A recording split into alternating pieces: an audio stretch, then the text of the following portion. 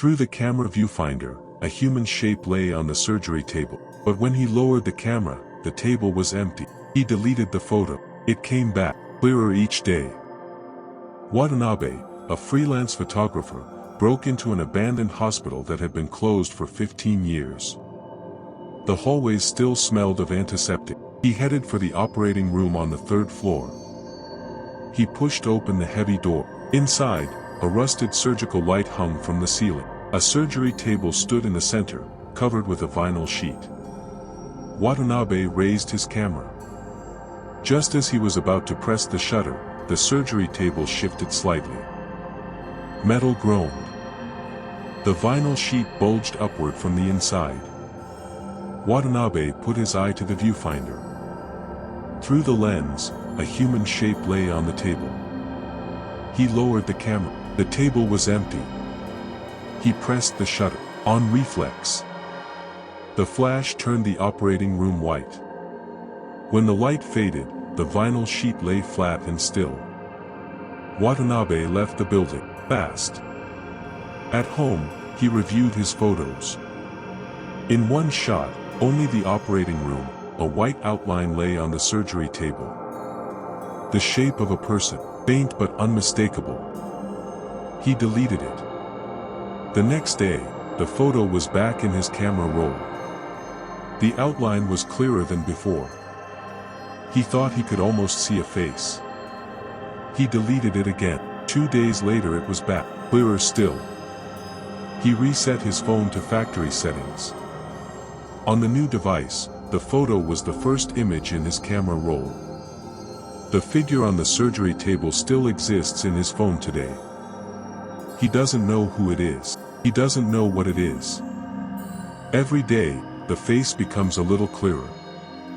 The next story is about a security guard who locked eyes with a white-coated figure at the end of a corridor, and watched it disappear.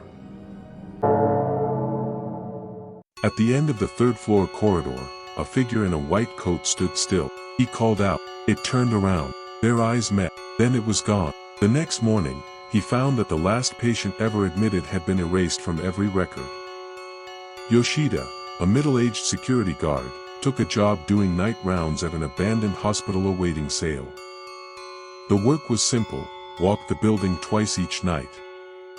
The first week was uneventful. On the 8th night, just past 1 in the morning, he spotted a figure at the far end of the 3rd floor hallway. A person in a white coat, standing at the dead end of the corridor. Who's there? Yoshida called out. The figure turned around. A pale face, eyes that met his. Then it was gone. Yoshida ran to the end of the corridor. No one was there.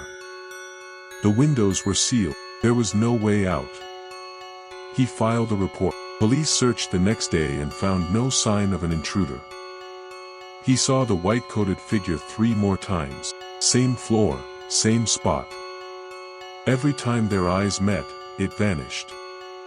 Yoshida looked into the hospital's closure records. The last patient ever admitted had been wiped from the system entirely. No discharge, no transfer, no death record. The patient had simply ceased to exist in the records. Yoshida thought of the pale face at the end of the corridor. A patient, a doctor, a nurse? He never found out. He quit the security job. But even after quitting, he sees it in his dreams, the white-coated figure standing at the end of the hallway. Eyes meet. It disappears, every night. That pale face hasn't left him. Is the erased patient still wandering those corridors? Or is something else living there, visible only to Yoshida? The next story is about a man who searched for the operating room, and kept ending up in the same place. He was looking for the operating room, but every time he turned a corner, he ended up back at the same nurse's station. After an hour, he found himself standing at the ground floor exit. His GPS had shown him outside the building the entire time. Kimura, a college student who explored abandoned buildings, visited the hospital with 2 friends. Their goal was to photograph the operating room on the 3rd floor. They split up to explore. Kimura took the third floor alone. As he walked the corridor, the same view kept repeating. He was sure he had passed the same nurse's station 3 times. He marked the wall with a pen. He walked the corridor in a circle and came back to his own mark. The layout shouldn't allow for a circular path. He called his friends. No signal. He ran all the way to the end of the hallway. He turned the corner. The same nurse's station again. No matter what he did, it was the same. He checked his GPS. It showed him standing outside the building, but there was a corridor in front of him. He ran in the opposite direction. The same nurse's station. He shouted. The sound disappeared into the walls. He pounded on doors. They wouldn't open. Then, without warning, he was standing at the ground floor exit. His friends were outside. Where were you for an hour? They asked. He had never reached the 3rd floor. His GPS log showed him outside the building for the entire hour. But he had been walking those corridors. He went back to the 3rd floor to check the wall mark. It was there, but the hallway had no path that could form a circle. He has never been able to explain why he kept returning to the same nurse's station. He has never gone back. The next story is about a writer who walked into a pediatric ward that should not have existed.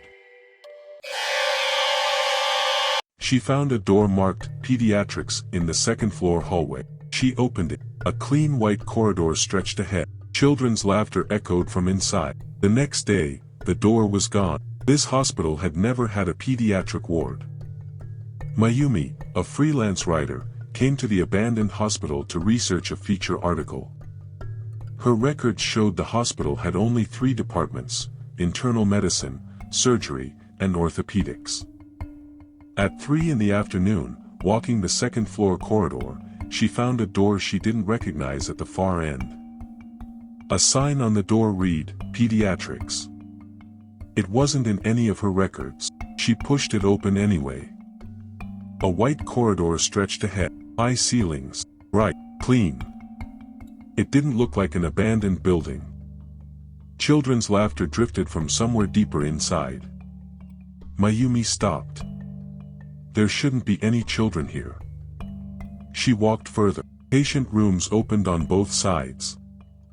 Through one window, she saw the shape of a child lying in a bed. She ran back the way she came. When she stepped back through the pediatrics door, she was suddenly on the ground floor. She returned the next day. The door was gone, only wall. She searched the hospital's architectural records thoroughly. From the day it opened to the day it closed, no pediatric ward had ever been established. This hospital had never treated children. So what was that white corridor? What were those children's voices? What was that shape in the bed? She dug into the history of the site.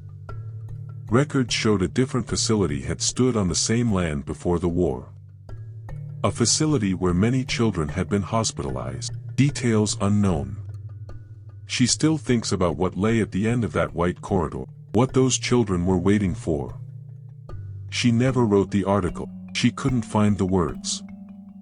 The next story is about a man who found his own medical chart in the hospital basement, with a death certificate inside. In the hospital basement, he found a medical chart bearing his own name, birthday, and home address.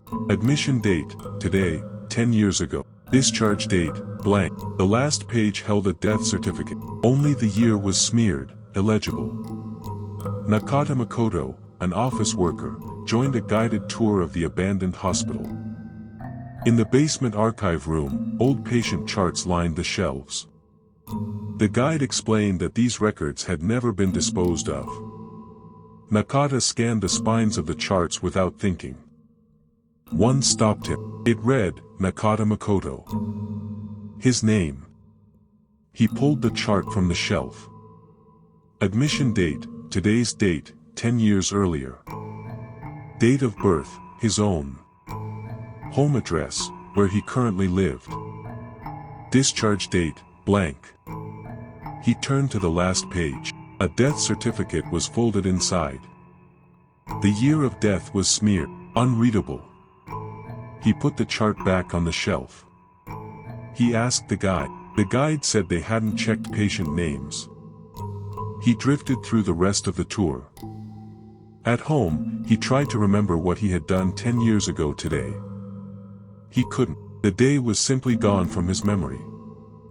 He checked his old planner. The page for that date was torn out. He asked his family. None of them could remember where he'd been that day. He contacted the hospital's administrator. He was told that no one was currently managing the records. He went back to the hospital and searched the basement archive. His chart was gone. Only an empty space remained on the shelf where it had been. What if the year on that death certificate was this year? He still can't bring himself to find out.